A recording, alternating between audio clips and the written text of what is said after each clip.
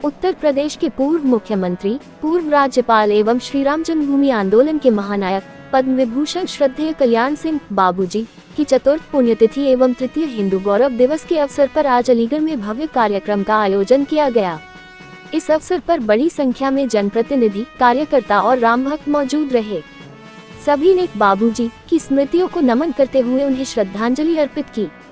कार्यक्रम को संबोधित करते हुए मुख्यमंत्री ने कहा कि श्रद्धेय कल्याण सिंह ने उत्तर प्रदेश में कानून का राज और विकास की धारा को साथ लेकर चलने का जो उदाहरण प्रस्तुत किया, वह आज भी प्रेरणा का स्रोत है। बाबूजी ने अपने कार्यकाल में प्रदेश की जनता को भरोसा दिलाया था कि अपराध और गुंडागर्दी के लिए यहाँ कोई स्थान नहीं रहेगा। कार्यक्रम में ये भी याद किया गया कि श्री अयोध्या धाम में विवादित ढांचा गिरने की जिम्मेदारी स्वयं कल्याण सिंह ने अपने ऊपर ली थी और स्पष्ट कहा था कि किसी भी राम भक्त को कोई आंच न आए। उनकी वही प्रतिबद्धता आज भी राम भक्तों के दिलों में अमर है। मुख्यमंत्री योगी आदित्यनाथ ने कहा कि पिछले 8.5 वर्षों में प्रदेश दंगा, गुंडागर्दी और माफियागर्दी से मुक्त हुआ है। उत्तर प्रदेश देश के विकास का ग्रोथ इंजन बनकर उभरा है और बाबूजी की आत्मा को यही सच्ची श्रद्धांजलि है। साथ ही समाज को विभाजित करने की कोशिश करने वालों पर भी कड़ा प्रहार किया गया। वक्ताओं ने कहा कि परिवार डेवलपमेंट अथॉरिटी (PDA) के नाम पर समाज में खंडन की राजनीति करने वाले वही लोग हैं जिन्होंने कभी पर्व त्योहारों पर दंगे कराए, कांवड़ यात्रा पर रोक लगाए और विजयादशमी की दुर्गा पूजा जैसे अनुष्ठानों को बाधित किया।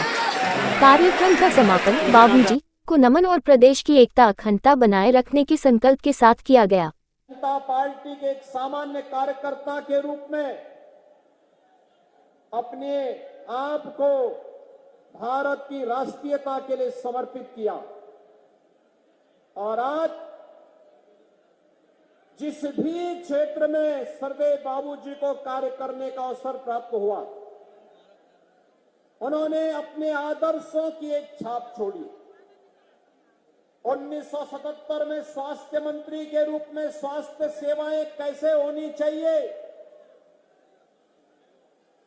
1990 में उत्तर प्रदेश की बिगड़ी हुई हालात में उत्तर प्रदेश के अंदर कानून का राज कैसे होना चाहिए और सुशासन के लक्ष्य को कैसे प्राप्त किया जाना चाहिए, लेकिन विरासत और विकास की यात्रा कैसे साथ साथ चल सकती है, अपने छोटे से कार्यकाल के दौरान श्रद्धेय बाबूजी ने उत्तर प्रदेश में करके दिखाया।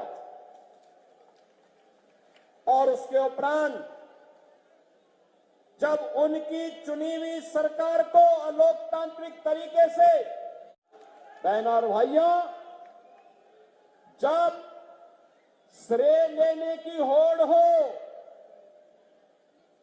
और जब मामला बिगड़ता है तो दूसरों के पर डालने की एक स्थिति देखने को मिलती हो,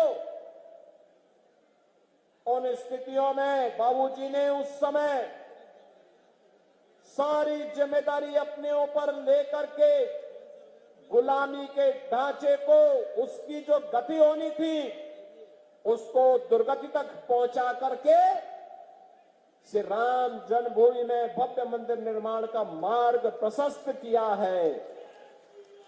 आज बहनों और भाइयों, उत्तर प्रदेश में पिछले 8.5 वर्ष के अंदर विकास के लिए, सुशासन के लिए, समृद्धि के लिए, सुरक्षा के लिए आदरणीय प्रधानमंत्री मोदी जी के नेतृत्व में, उनके मार्गदर्शन में जो कुछ भी हम कर पाए हैं उसकी आधारशिला श्रद्धेय बाबूजी के द्वारा दी गई।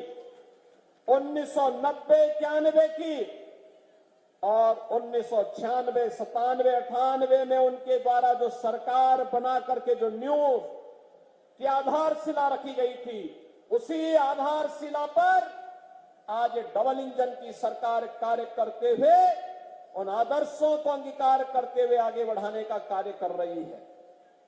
हम टप्पल ब्लॉक से हैं। गांव उसरे रसूलपुर पर पिछले 171 दिन से धरने पर बैठे हैं। हमारी जमीन को सरकार कौड़ियों के दामों में जबरन छीनने की कोशिश कर रही है। 13 वर्ष पुराने सर्किल डेट दे रही है। मैं सरकार से और उसके अधिकारियों से पूछ लेना चाहता हूं, क्या सरकार डीएम एसएसपी 13 वर्ष पुरानी तनख्वाह ले पाएंगे? यदि वो तनख्वाह ले पाएंगे तो हम अपनी जमीन दे पाएंगे।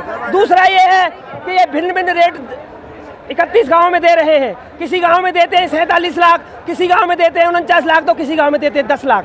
दूसरा ये है, हमारी जो टप्पल ब्लॉक है पूरा वो यमुना विकास प्राधिकरण में आता है। हम लोग कोई वहाँ मकान या दुकान का निर्माण शुरू करते हैं तो प्राधिकरण के द्वारा हमें नोटिस दे दिया जाता है।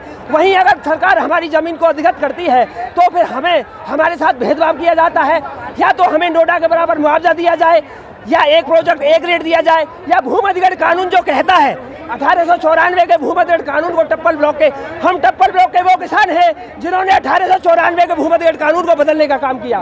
टप्पल जिगरपुर में तत्कालीन यमुना एक्सप्रेस वे जब बनाया जा रहा था वहाँ हमने 4 शहादतें दी, उससे पहले खैर में हमने 6 शहादतें दी। हम आप मीडिया के जरिए सरकार को ये बता देना चाहते हैं, जब तक हमें एक प्रोजेक्ट एक रेट हमारी मांगों को नहीं माना जाता, हम किसी भी स्थिति में इस निर्माण कार्य को शुरू नहीं होने देंगे, चाहे हमें कोई भी कुर्बानी क्यों न देनी पड़े।